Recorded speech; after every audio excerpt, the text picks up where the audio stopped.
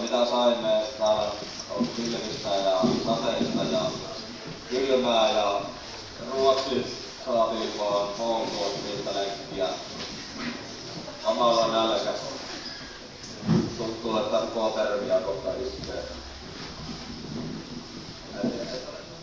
Löytiin sauna tuossa kannanottoon päästä ja sitten me tietysti se pantiin lämpiä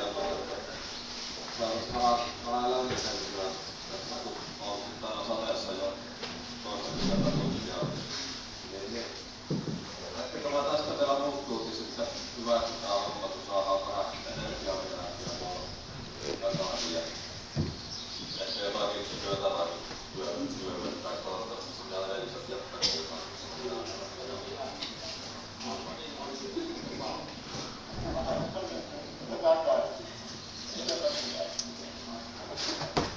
No ei muuta kuin sauna.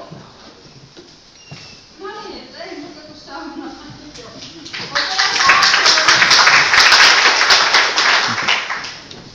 niin. Mitä muuta?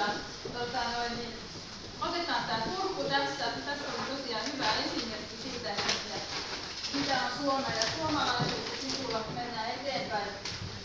Oli säätiin